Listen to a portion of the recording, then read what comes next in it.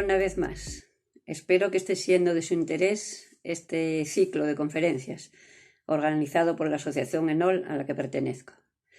Y para gestionar las emociones, nada mejor que la práctica de mindfulness, algo a tener en cuenta para las personas con altas capacidades. Esta disciplina de meditación plena nos la ofrece en Oviedo Samikanu Peter, que es a quien tengo el honor de presentar ahora. Formado en filosofía, teología y licenciado en espiritualidad, con la mentalidad de Oriente pero adaptada a su práctica a Occidente, doy paso a la serenidad que transmite Samikanu. Gracias, un saludo. Quiero agradecer a los organizadores de este seminario su invitación. El tema que me propusieron, gestión de las emociones con mindfulness en altas capacidades, me pareció muy interesante cuando hablamos de personas con altas capacidades. Más aún cuando la mirada es para centrarse en los niños y adolescentes. Quizás antes de hablar de regulación emocional, me parece importante reflexionar brevemente sobre lo que aporta la visión mindfulness a la comprensión del ser humano. Por fortuna, vivimos en un tiempo en el que cada vez más nos abrimos a miradas diversas de un mismo fenómeno. Poco a poco la ciencia va abandonando perspectivas dogmáticas y va permitiendo la incorporación de visiones que, manteniendo el rigor académico y científico de este tiempo, aportan enfoques nuevos que resultan compatibles en parte con los preexistentes. Mi campo de intervención específico es el mindfulness y he tenido ocasión de interesarme por las altas capacidades gracias a una buena amiga y una de las organizadores de este evento, que me puso en contacto con el sufrimiento de los padres de estos niños y con el propio sufrimiento de los niños y niñas. Este es el primer punto de contacto de mindfulness y altas capacidades. La intervención en mindfulness busca, antes que nada, reducir el sufrimiento psicológico y sufrimiento en general. Es su enfoque. Cada vez más se hacen programas específicos sobre esta intervención adaptados a las necesidades de distintos colectivos. No obstante, el núcleo de todos los programas se mantiene invariable. Esto es, los mecanismos de acción son comunes. Lo que difiere es el modo de acercar tales mecanismos a los destinatarios de los programas. Estos mecanismos generalmente aceptados son 4. El primer mecanismo es lo que se conoce como metacognición. Los niños y niñas de altas capacidades desarrollan esta facultad mucho antes que sus pares. No obstante, tal desarrollo no es necesariamente homogéneo en todos los aspectos del conocimiento ni en todos los casos, lo que necesariamente implica un ajuste caso por caso, puesto que no se trata de avanzar al niño en el camino de tomar su actividad cognitiva como objeto de conocimiento. Metacognición es así la cognición de la cognición. Es importante estar atentos a los pasos que dan los niños y niñas en este ámbito y acompañarlos en los descubrimientos que hagan. Digo acompañarlos conscientemente, ya que no se trata de empujarlos a un desarrollo forzado de esta capacidad. El segundo mecanismo se conoce como reactividad cognitiva.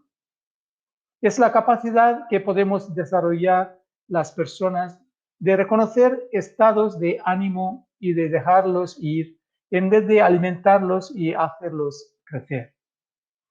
En definitiva, se trata de romper la secuencia de reacciones tras un primer estímulo de naturaleza afectiva, ya sea agradable o desagradable, Sobre esta reactividad hablaré más adelante, puesto que constituye una de las dificultades de estos niños y adolescentes. El tercer mecanismo es el de la autoobservación adaptativa. Aquí el objeto de atención es uno mismo. Es el autodescubrimiento acerca del modo en el que me relaciono con el sufrimiento. Es poner el microscopio sobre mi propia experiencia del sufrimiento. Observarla, conocerla y ver cómo se modifica sin intervenir en ella. Se trata de una capacidad cuyo desarrollo y evolución requiere madurez en distintos ámbitos de la experiencia, pero que no obstante puede desarrollarse en estos niños y niñas, aprovechando su espíritu investigador siempre que el contexto en el que se muevan y su percepción del mismo les lleve a sentirse suficientemente seguros. Por último, el cuarto mecanismo es el de reducción de estilos cognitivos desadaptativos. Esto es la tendencia que tenemos a la rumiación y a la preocupación. Según el modelo de evitación de la preocupación desarrollado por Borkovec, la preocupación se entiende como una estrategia muy poco eficiente para solucionar problemas, para eliminar una amenaza percibida. También se utiliza para reducir las experiencias somáticas y emocionales aversivas del miedo.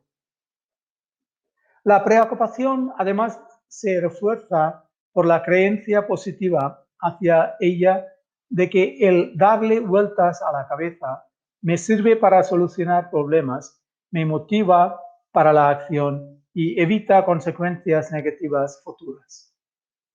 Estos cuatro mecanismos, generalmente admitidos por los profesionales del mindfulness, implican una intervención top-down, arriba, abajo.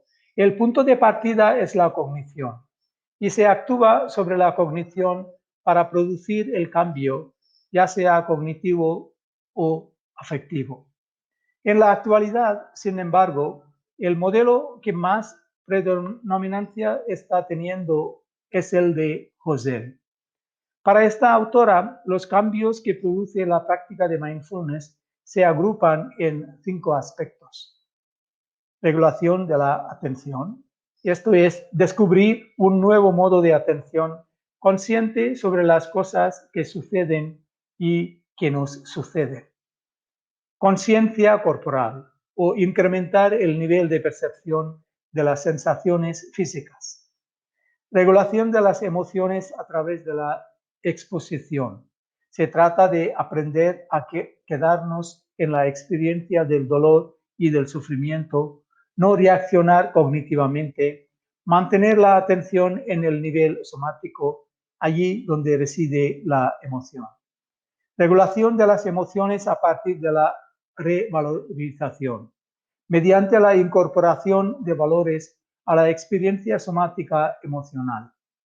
Descubrir nuevos modos de narrar las experiencias de dificultad y sufrimiento conectados con nuestros propios valores.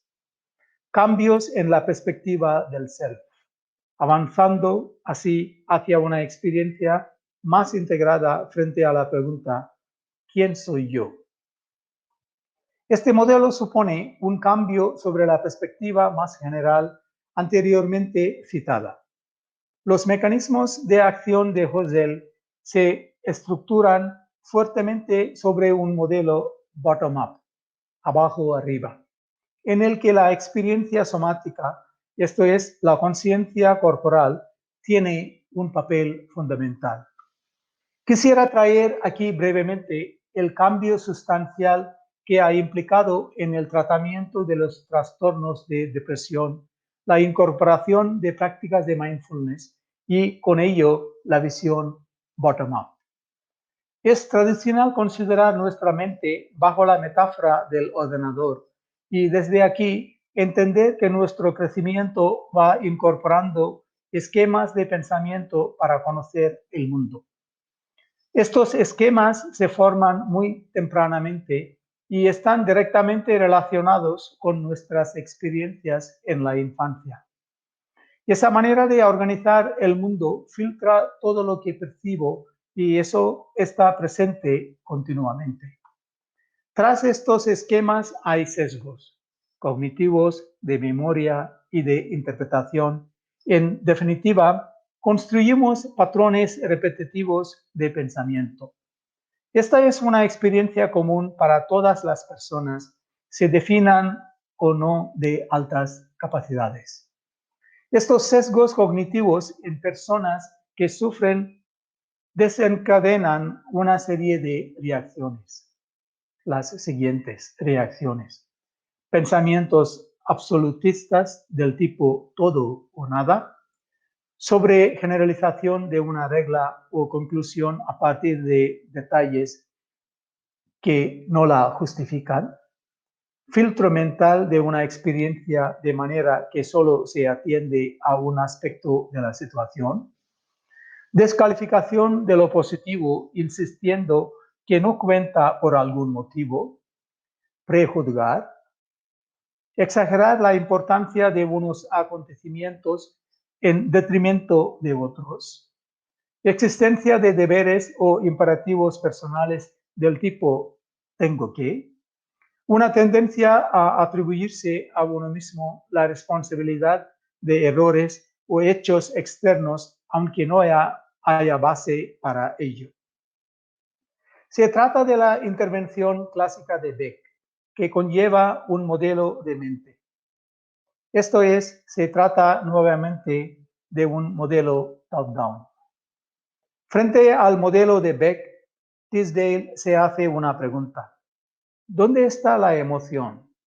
Y llegan a una respuesta y a un nuevo modelo, fruto del trabajo conjunto de Tisdale, Siegel y Williams de la Universidad de Oxford, terapia cognitiva basada en la conciencia plena. Las características de esta terapia son: también las emociones pueden generar pensamientos. Cada uno de los estados emocionales estaría representado por un nodo emocional dentro de una red de cogniciones y recuerdos asociados con dicho estado. La activación se propagaría a través de la red de conexiones del nodo, provocando la evocación de otras manifestaciones cognitivas de ese mismo estado emocional. Al referirse a un nodo emocional, se nos está indicando que hay también un esquema emocional y no solo un esquema cognitivo. Eso haría que el estado de vulnerabilidad que yo siento, ese esquema emocional, podría representarse y repetirse sin necesidad de cogniciones. De hecho, cuando hablamos con personas con experiencias de sufrimiento repetitivo, es frecuente que lo describan como un malestar que se vive corporalmente. En psicología se suele trabajar con contenidos, con significados.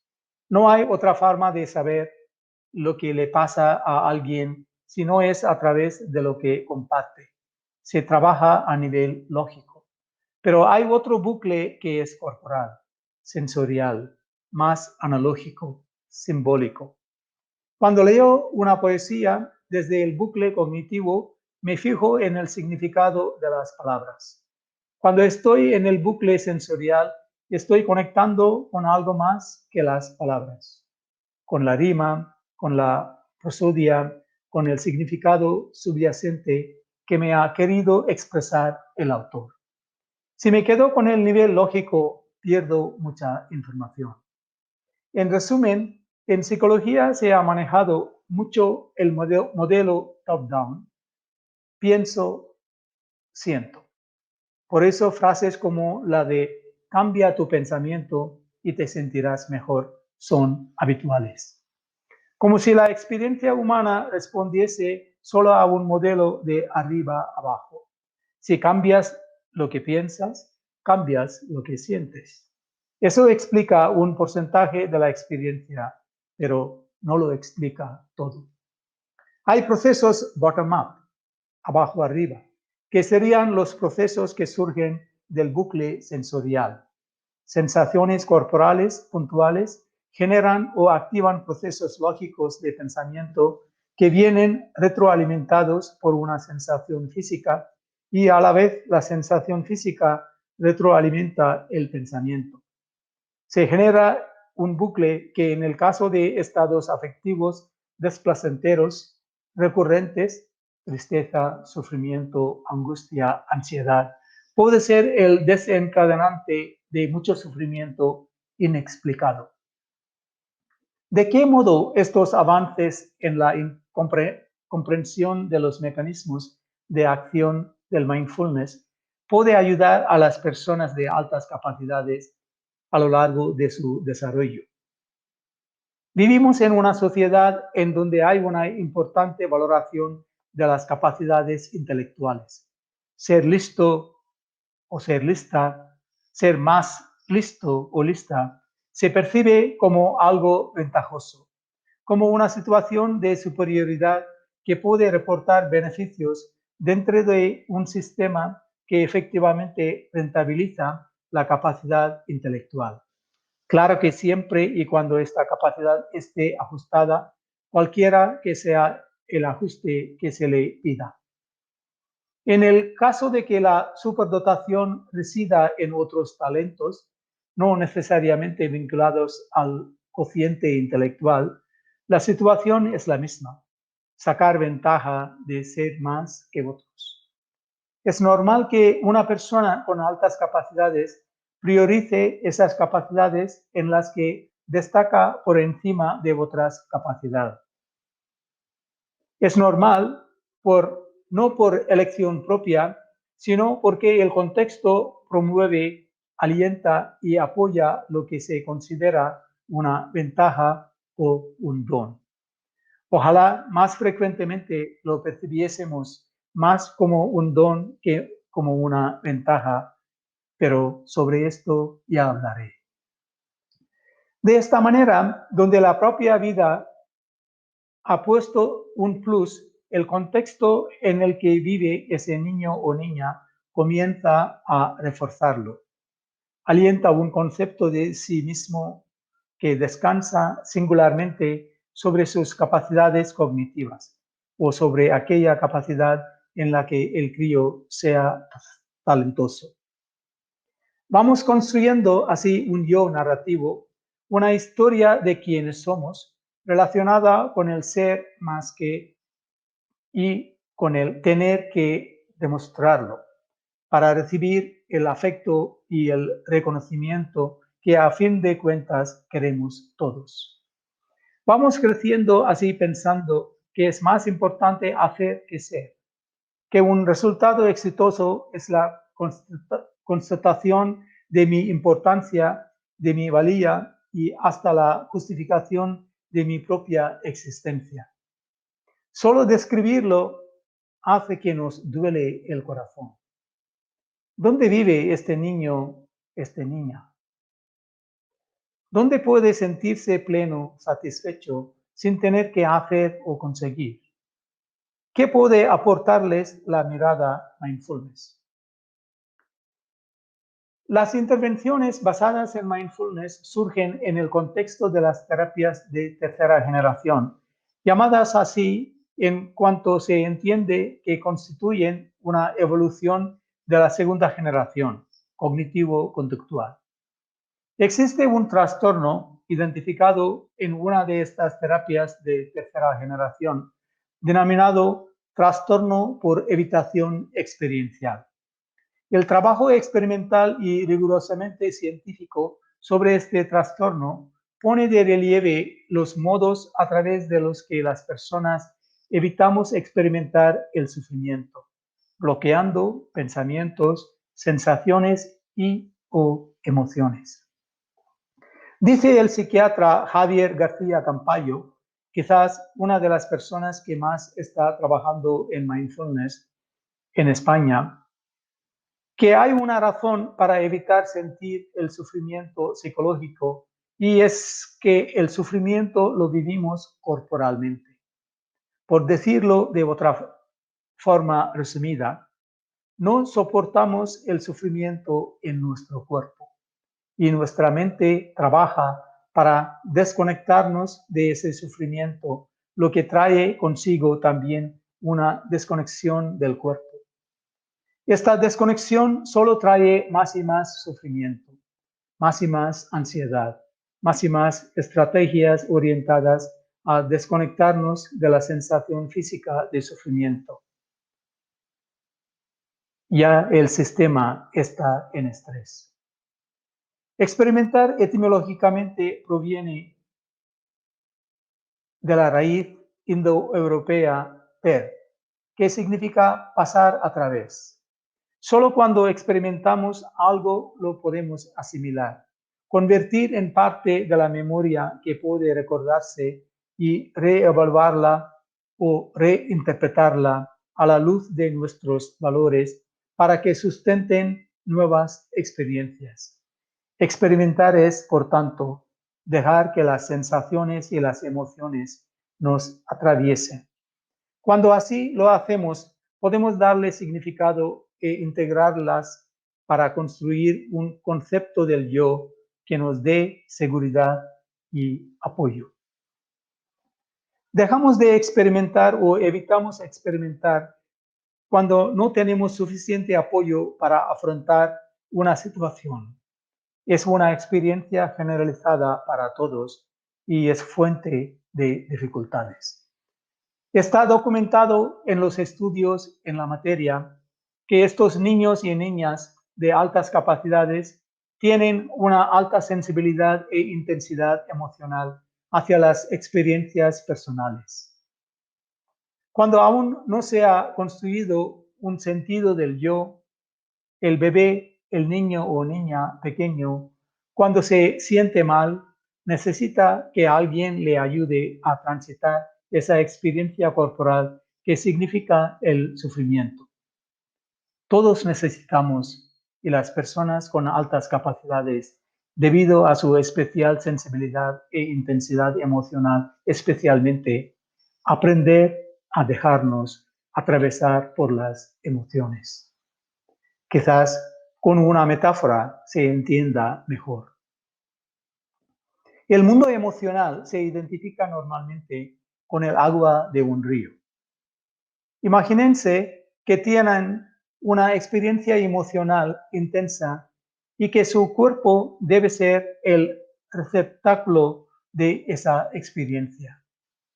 Necesitaría un cauce ancho y profundo que pudiese contener esa experiencia. Si el cauce fuese estrecho y poco profundo, lo que pasaría es que se desbordaría su agua y por tanto la emoción. Necesitamos ir construyendo desde pequeños un cauce para nuestro río emocional que sea ancho y profundo. Ese cauce se construye sintiéndonos apoyados y recogidos en nuestro sufrimiento emocional. Este apoyo no solo se experimenta verbalmente. Cuando somos niños, el apoyo debe venir del cuerpo de un adulto. El adulto se convierte así en el cauce que sostiene la angustia, el dolor y el sufrimiento del bebé y del niño o niña. ¿Qué tiene que ver todo esto con mindfulness? Los modelos bottom-up y los niños y niñas de altas capacidades. Si para todos es fundamental tener un adecuado desarrollo de nuestra conciencia corporal, para los niños de altas capacidades es esencial desde los primeros momentos hasta la adolescencia por dos razones. Por su alta sensibilidad e intensidad emocional y porque desarrollan muy tempranamente estrategias cognitivas que utilizarán para evitar experimentar corporalmente el sufrimiento, transformándolo en pensamiento discursivo, rumiación, preocupación, etc., cuando haya dificultades. En la tradición filosófica de la India, sobre la que se ha desarrollado mindfulness, se habla de un símil que ilustra muy bien esto. En esta tradición se dice que experimentamos el mundo a través de 6 sentidos: gusto, oído, olfato, vista, tacto y mente. Cada uno de estos sentidos son puertas a través de las que entramos en contacto con el mundo exterior e interior, y de ese contacto surge la experiencia. Se habla también de sentimientos corporales, los que proceden de los 5 sentidos clásicos, y sentimientos mentales, los que proceden de la mente. Mindfulness, tal como vimos en el modelo de Husserl, implica el desarrollo de una mayor conciencia corporal. Esta conciencia corporal nos proporciona una mayor sensación de seguridad, de estar en el mundo, de ocupar un lugar en el mundo. Literalmente ocupamos nuestro cuerpo, y de poder experimentar a través del cuerpo. Compara la tradición india en este símil la conciencia corporal con un poste al que se han atado 6 diferentes animales salvajes. Puesto que las 6 bestias se hallan firmemente amarradas, por mucho que se esfuercen por escapar, tarde o temprano tendrán que sentarse o echarse cerca del poste. De igual manera, la atención consciente al cuerpo puede convertirse en un fuerte poste para domar a los 6 sentidos. Establecido con firmeza el poste de la conciencia del cuerpo, invariablemente los sentidos tendrán que calmarse, igual que los animales terminan por echarse junto al poste al que están amarrados. Por otro lado, no debemos olvidar que el cuerpo solo vive en tiempo presente, en tanto que la mente viaja al pasado y al futuro, y se agita, y los sentidos se alborotan cuando existen muchos estímulos. Toda la agitación propia de estos niños y niñas es consecuencia de un mundo mental y sensitivo muy potente, con un cuerpecito en desarrollo incapaz de contener ese movimiento.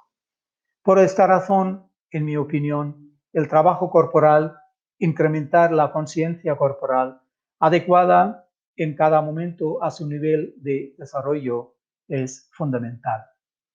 Conciencia corporal entendida, siguiendo a Melin, como el proceso dinámico e interactivo por el que se perciben los estados, procesos y acciones que suceden en el cuerpo, tanto a nivel interoceptivo dentro de mí, como propioceptivo, límites de mi cuerpo y movimientos, y que pueden ser observados por uno mismo.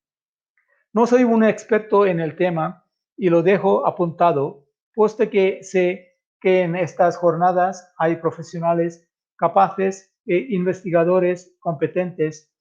No estaría de más desarrollar algún trabajo de investigación longitudinal que trabajase con estos niños y niñas desde la dimensión corporal, a fin de lograr ese punto de anclaje que considero fundamental. Muy probablemente el foco de atención en estos niños y niñas está puesto en su cabeza, y seguramente olvidamos el cuerpo, que es lo que les puede proporcionar una sensación de apoyo a la hora de experimentar la vida y de constituir una identidad firmemente establecida. Las prácticas de mindfulness, cuando son realizadas desde los modelos que tienen en cuenta el enfoque corporal y, por tanto, impartidas por profesionales que han hecho un trabajo personal en este ámbito, ayudan al niño y a la niña a incrementar esa conciencia corporal. En casa, el contacto, el apoyo, el abrazo. En definitiva, facilitándoles la exploración de las sensaciones corporales de aquello que viven, y posteriormente su integración cognitiva dentro de su vida y con sus propios valores conforme a su desarrollo. Esta visión solo tropieza con un problema: la dificultad que todos tenemos para experimentar y dejarnos atravesar por nuestro mundo emocional. Nuestra dificultad será también la dificultad de esos niños y esas niñas. ¿Quién sabe? Tal vez ellos sean la oportunidad para que nuestra vida despierte y se enriquezca. No puedo dejar esta intervención sin hablar del sufrimiento de los padres y de estos niños y niñas. Ninguno de nosotros producimos la vida ni el crecimiento. Eso es algo que se da y tiene su propio dinamismo y proceso. Del mismo modo que el jardinero no es el artífice del crecimiento de la planta, los padres no son los artífices del crecimiento de sus hijos. El jardinero, como un padre o una madre, cuanto puede hacer es cuidar de las condiciones del jardín sobre las que puede influir. No podrá influir sobre la procedencia de la semilla y del potencial que lleva dentro. No podrá influir en el sol, ni en la lluvia, ni tan siquiera en el modo en el que los nutrientes de la tierra afectarán al crecimiento. El niño, la niña, como la planta, tiene su propio proyecto. Y ese es un misterio. Si podemos dejar de mirar a su capacidad como una ventaja y lo contemplamos como un don, todo nuestro esfuerzo se orientará a agradecerlo y a cuidarlo, nada más. Quizás esto pueda ahorrarnos no pocas ansiedades y preocupaciones acerca de su rentabilidad futura.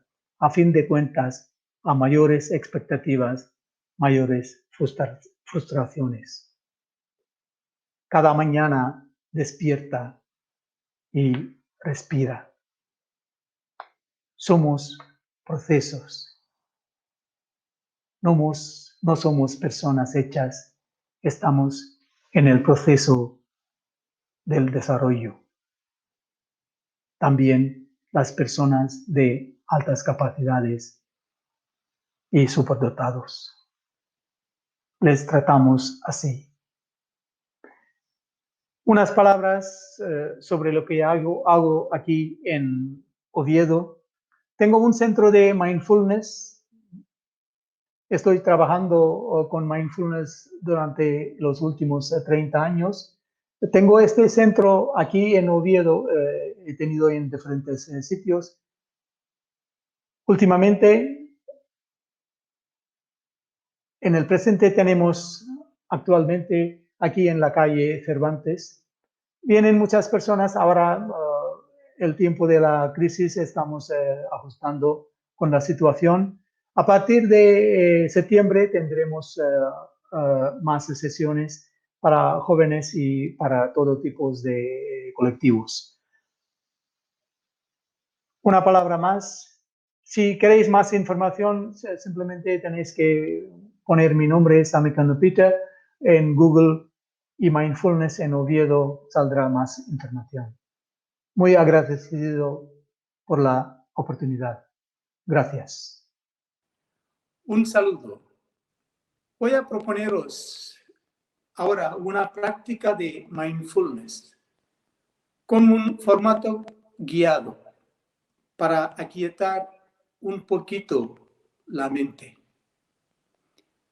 Antes de comenzar, una brevísima explicación para que se comprenda esta práctica. Recientemente escuché una metáfora acerca de la mente que quiero compartir con vosotros. Imaginad por un momento una catedral grande. Imaginarla ahora como es por dentro, cuando no hay nadie en su interior. Su silencio, su espaciosidad. Quedaros unos segundos evocando este espacio. percibiéndolo tal como si estuvieseis allí dentro, sentados en silencio, respirando. Ahora imaginar que se alquila esa catedral para una fiesta de adolescentes que han terminado su bachiller. Imaginar esa fiesta con su música, con su bebida, con su baile, con sus gritos, con su ambiente cargado. Bueno, con todo eso que tiene una buena fiesta para un grupo de adolescentes. Mindfulness nos ayuda a distinguir la espaciosidad de la catedral de la fiesta. Me explico. Normalmente identificamos nuestra mente con la fiesta.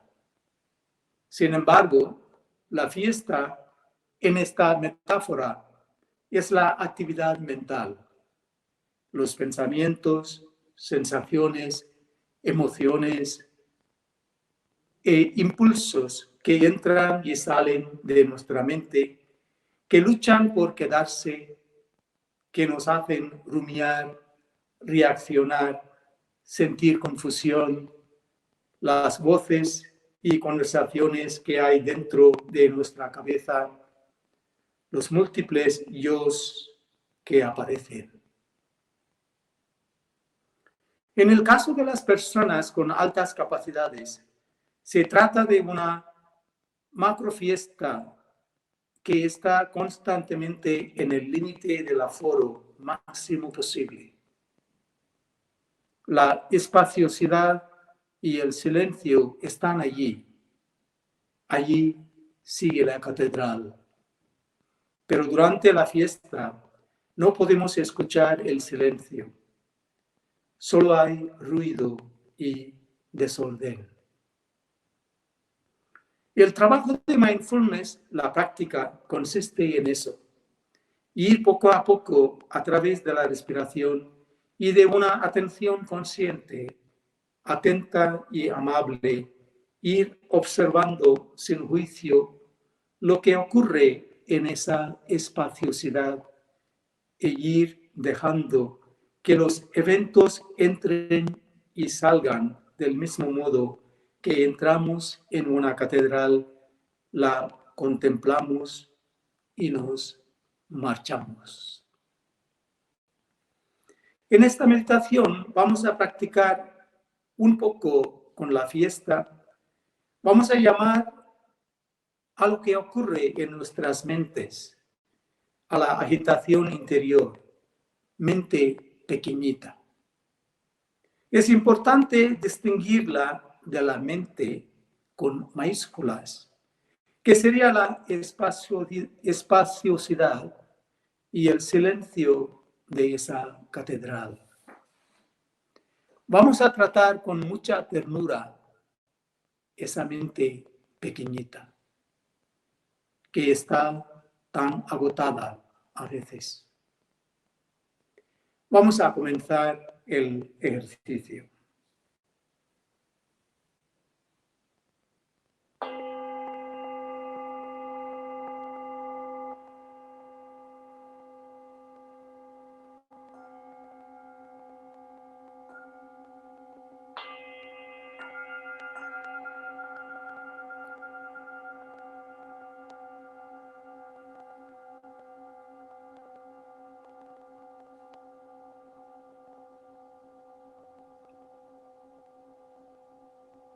Busca un lugar cómodo.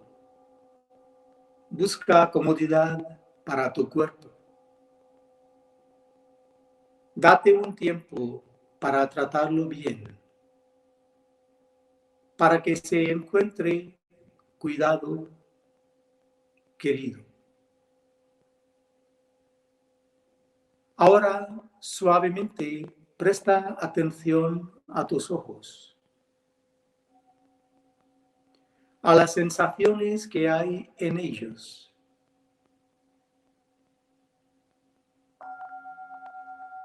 ¿Cuánto esfuerzo hacemos para mirar o para no mirar.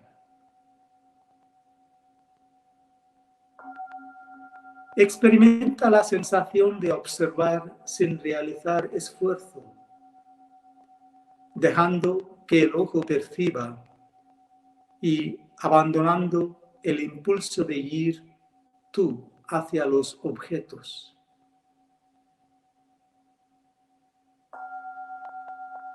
El ojo recibe las percepciones sin que tengas que hacer esfuerzo. Deja el esfuerzo. Lleva suavidad también a tu cara, a tu cuello.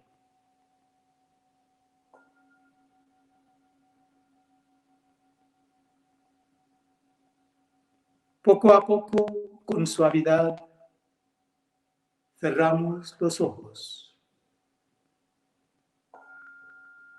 y vamos a dejarnos afectar por dos palabras. Vamos a prestar atención al modo en que nos afectan esas palabras. ¿Cómo es la energía, vibración u ondas que nos llegan de esas palabras a nuestro cuerpo? Sería algo así, como cuando arrojamos una piedra a un estanque tranquilo.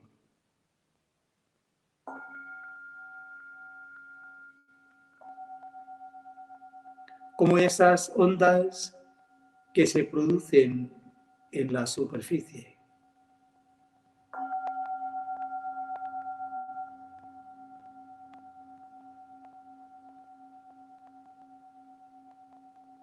Deja así que tu cuerpo sea como agua templada, limpia, transparente, sobre la que surjan las ondas.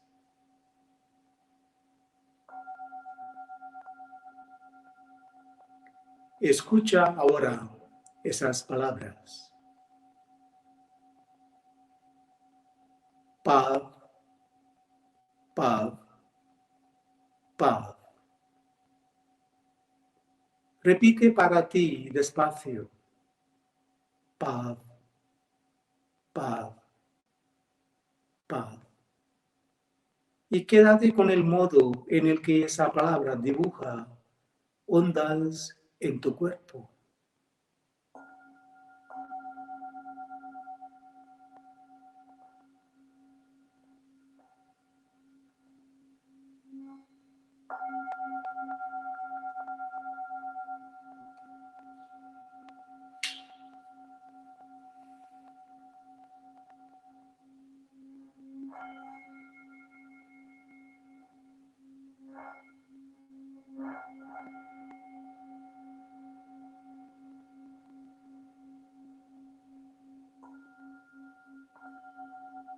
Calma, calma, calma. Repite para ti despacio. Calma, calma, calma. Y quédate con el modo en el que esa palabra dibuja ondas en tu cuerpo.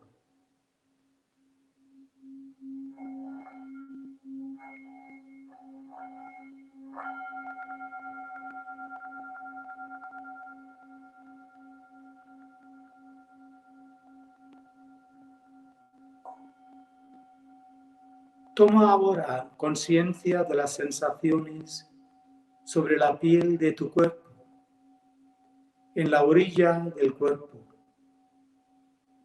Alrededor de todo tu cuerpo hay un espacio tranquilo,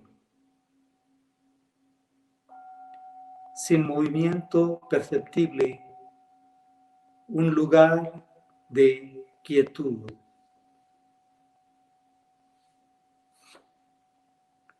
Si surgen sensaciones en tu cuerpo, obsérvalas y vete hacia la orilla de esas sensaciones. Inhala y exhala en la orilla hay paz y calma.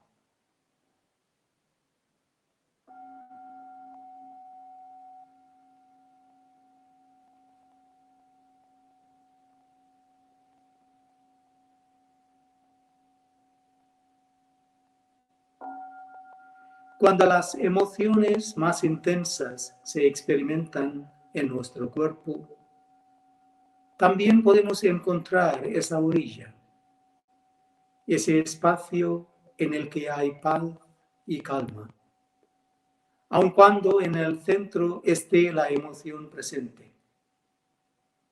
Si tu mente está agitada, pon atención a la respiración, a su movimiento. Quédate en el movimiento de la respiración en tu cuerpo, al entrar y al salir, y trae paz y calma a tu mente.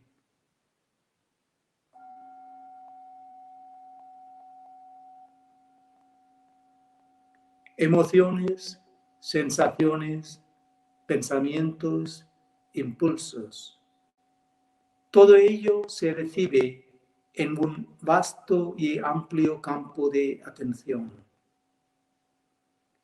En las partes más tranquilas de tu mente, donde hay silencio. Quizás hay mucho espacio. Quizás hay paz y calma, alivio y sosiego. Con la conciencia de lo que esté presente, experimentamos esa sensación de espaciosidad.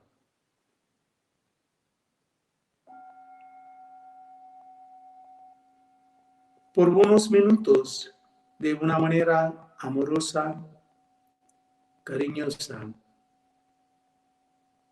con mucha ternura, permítete estar tranquila o tranquilo dentro de ti, con tu conciencia quieta, sin movimiento, recibiendo lo que surge y volviendo a la paz, la tranquilidad y el sosiego que está en ese espacio de silencio, en la orilla de lo que experimentas.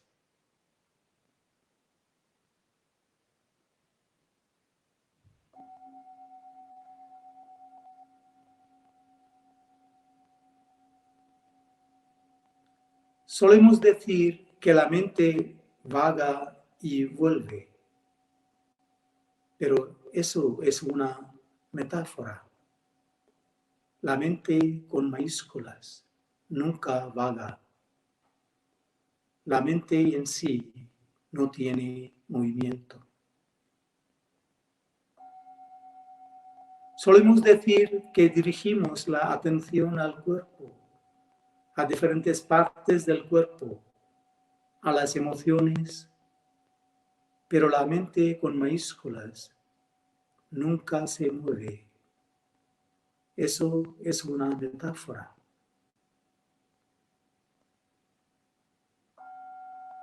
La mente sería así como un espejo, como una ventana abierta. Las cosas entran por sí mismas. El sonido de mi voz surge en la mente sin que la mente se mueva para escucharlo. ¿Cómo estás escuchándome? Los sonidos de mi voz, el sonido del cuenco, los sonidos de alrededor. Experimenta tan solo recibirlos, que lleguen sin más a tu mente, a la inmensidad del espacio mental. Ábrete así a recibir pasivamente, pero con toda la atención. Las sensaciones del cuerpo surgen en la mente sin ningún esfuerzo de tu parte. Las emociones son reconocidas en la mente, van y vienen sin ningún esfuerzo de tu parte. La mente reconoce que estás pensando o tienes preocupaciones.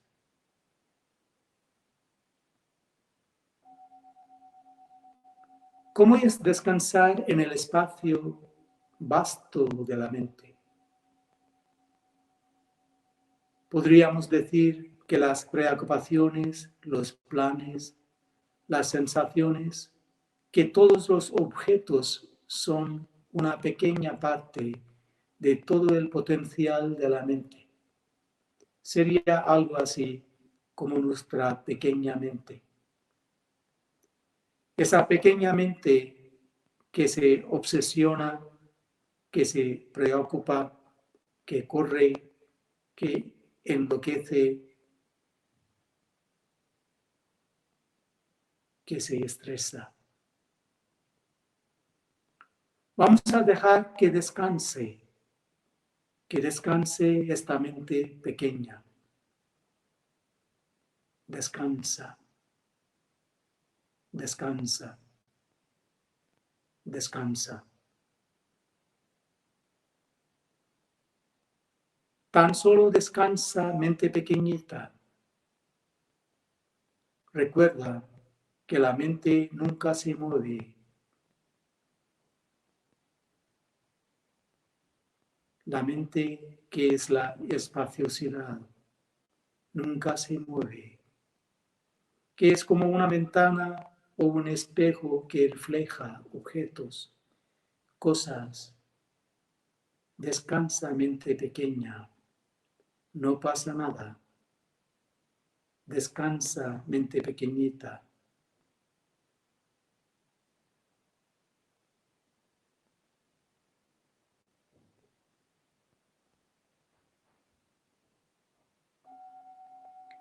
Para comprender la mente y experimentar su quietud, la inmensidad de su silencio, puedes darte cuenta de cómo la mente se mueve a favor y en contra de tus experiencias. Siempre se está moviendo a favor o en contra. Esa es la mente pequeñita, la preocupada, la involucrada con el sentido del yo. Observa ese movimiento a favor o en contra de tus experiencias. Observa cómo reacciona, cómo se contrae, cómo se abre a veces. A veces se mueve hacia las cosas, a veces se retira, a veces quiere o desea, a veces no. No pasa nada. La mente pequeñita es así, agitada. Que sea como es.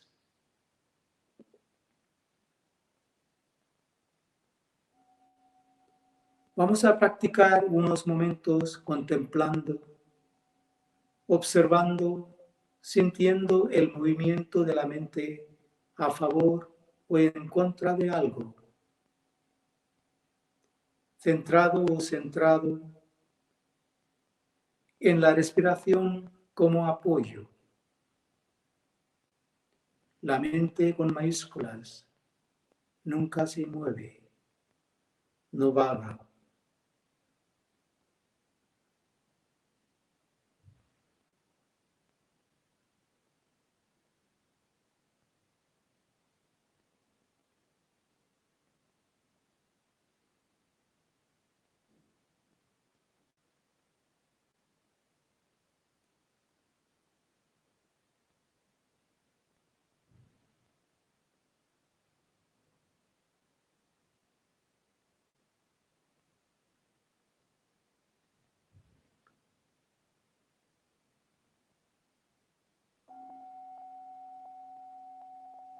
Para la mente pequeñita, descansa. Descansa, mente pequeñita. Tan solo descansa.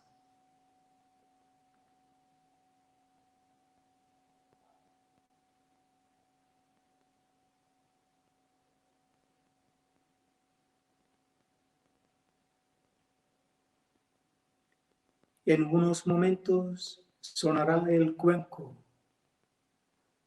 Ahora, por un tiempo más, descansa, mente pequeñita. Tan solo descansa, mente pequeñita.